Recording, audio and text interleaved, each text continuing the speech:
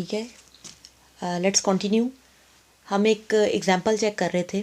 इस एग्जांपल के थ्रू हम ये देखना चाह रहे थे कि अगर हमारे पास एक सेट है और उस पर रिलेशन डिफाइन की गई है डिविजिबिलिटी की, और तो हम कैसे पता लगा सकते हैं कि either this set have a maximal element, minimal element, first element and last element. ठीक है, तो उस काम को करने के लिए सबसे पहले हम इस सेट की हैश डायग्राम बनाने की कोशिश कर रहे हैं। हैश डायग्राम बनाते हुए हम यहाँ पर क्या देख रहे हैं, अपने बेसिक कॉन्सेप्ट की मदद से हम हैश डायग्राम को सेट करने की कोशिश कर रहे हैं। लेकिन जब डिविजिबिलिटी की बात है तो इस सेट के अंदर मुझे बहुत सारे प्राइम नंबर नज़र आ रहे हैं। प्राइम नंबर ऐसे नंबर होते हैं जो खुद अपने आप को डिवाइड करते हैं और उन्हें कोई नंबर डिवाइड नहीं कर सकता। इसका मतलब है कि जो हमारे सबसे प्रीसीडिंग एलिमेंट हैं वो बेसिकली प्राइम नंबर है। तो हमने प्राइम नंबर को ड्रॉ किया, क्योंकि ये इन्फिनिट सेट है तो कॉन्टीन्यूसली चलता जा रहा है। हमने सिर्फ आइडिया के लिए, थोड़ा सा अंदाज़ा करने के लिए डायग्राम को जनरेट किया ताकि हमें पता लग जाए कौन से एलिमेंट हैं और कौन से नहीं हैं। इसी तरह 5 10 को डिवाइड करता है,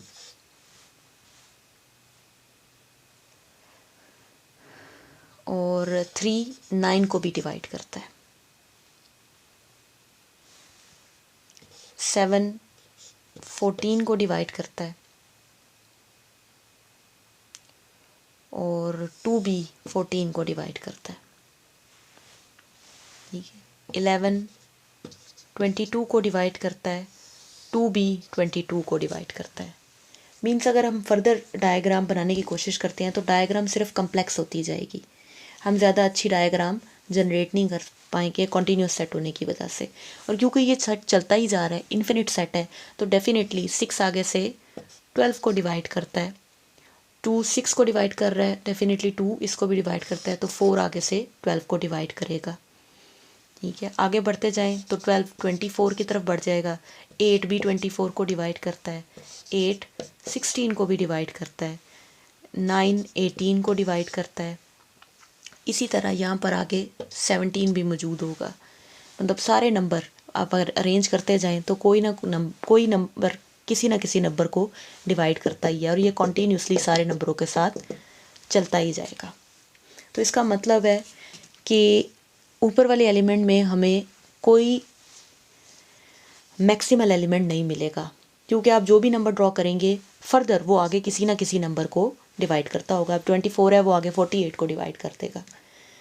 क्योंकि सेट कॉन्टीन्यूसली चलता जा रहा है तो हमें कोई भी मैक्सिमल एलिमेंट नहीं मिलेगा। No maximal element. अगर कोई मैक्सिमल एलिमेंट नहीं है तो इसका मतलब है नो लास्ट एलिमेंट।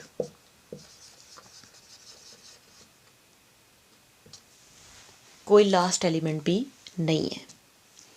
जबकि नीचे वाला सेट देखें, सेट ऑफ प्राइम नंबर, तो सेट ऑफ प्राइम नंबर ऐसे नंबर है जिनकी तरफ कोई एरो पॉइंट नहीं है।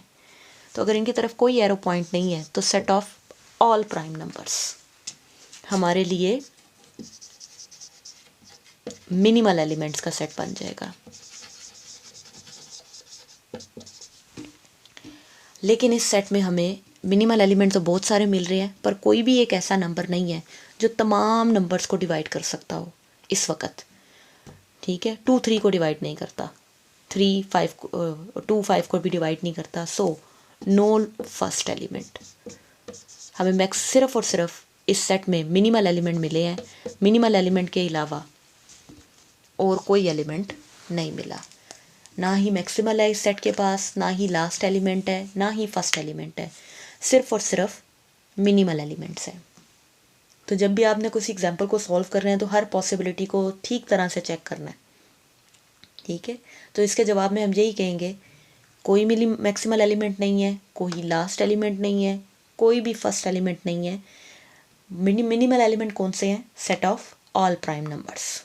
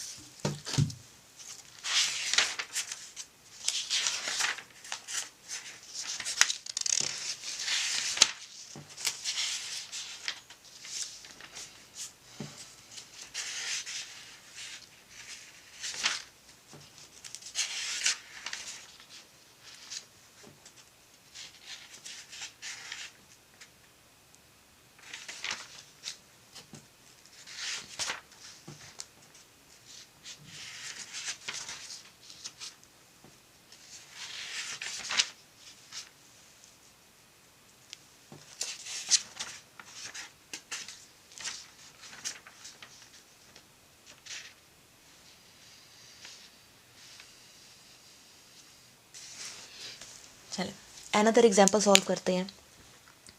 लेट्स से ऐसे एक सेट है हमारे पास जिसके एलिमेंट हैं ए बी सी डी और ई ऑर्डर्ड एस। ए succeed B, succeed D, succeed E, succeed C, succeed E। ठीक है, इसका ऑर्डर डायग्राम के थ्रू डिफाइन किया गया है। तो यहाँ से देखें, ए ऐसा एलिमेंट है जो तमाम एलिमेंट को यहाँ पर प्रोसीड कर रहा है, क्योंकि ए की तरफ कोई एरो पॉइंट नहीं है, सारे एरो से जनरेट ही हो रहे हैं। ठीक है, तो हम कहेंगे कि इस सेट के लिए मिनिमल एलिमेंट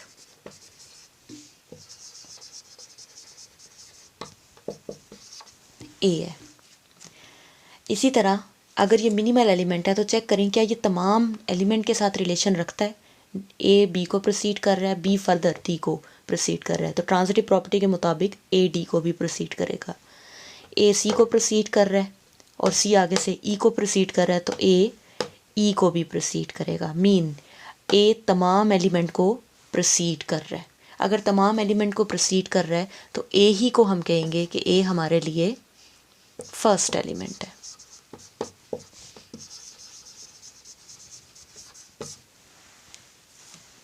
ठीक है, यहाँ से ए ही हमारे लिए फर्स्ट एलिमेंट है।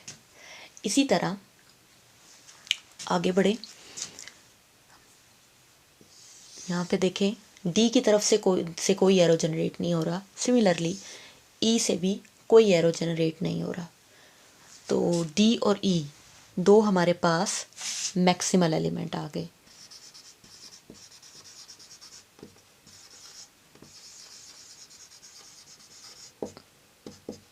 डी एंड ई।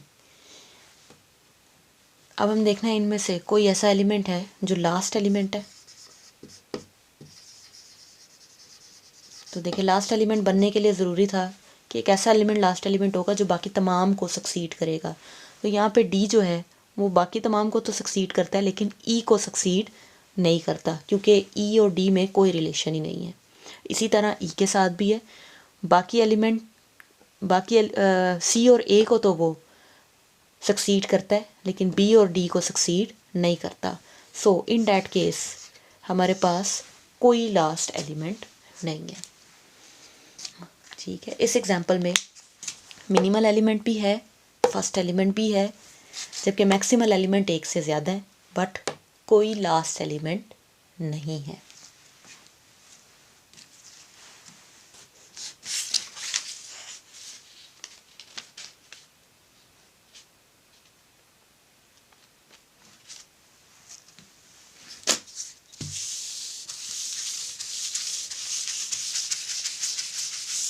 आप कुछ पॉइंट्स नोट कर लें।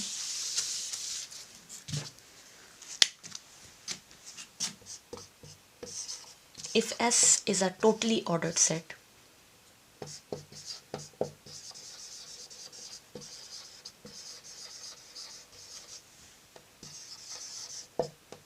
then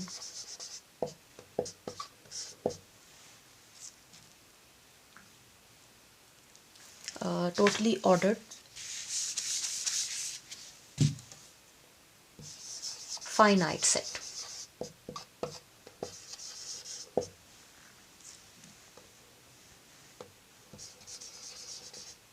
Then it has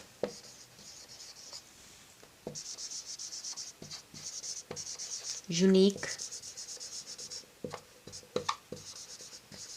minimal, and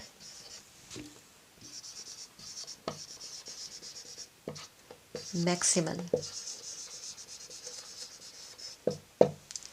element that are also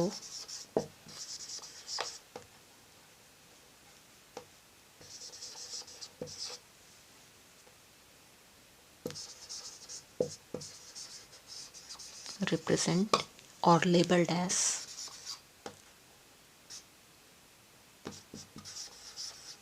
first and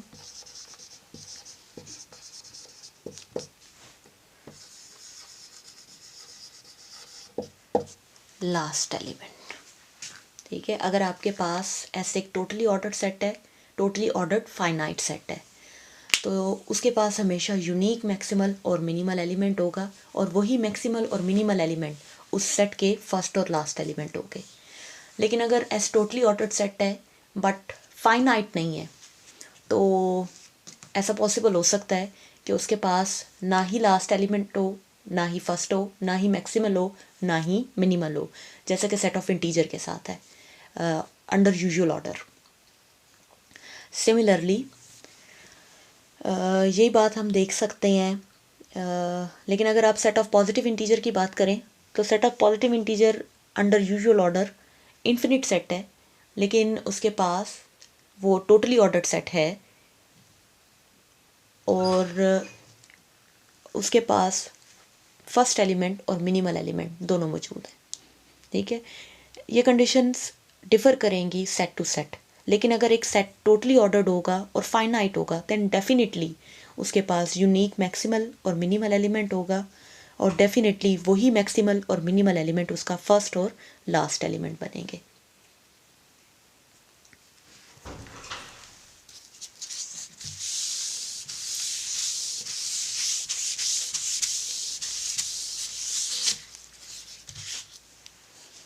ठीक है, let's change the topic.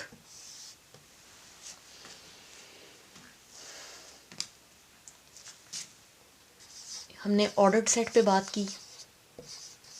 Ordered set में हमने दो टाइप पढ़े, partial ordered set and totally ordered set. ठीक है, अब हम बात करना चाहते हैं ऑर्डर्ड सेट के सबसेट पे। ठीक है, नेक्स्ट टारगेट हमारा subset of N ordered set.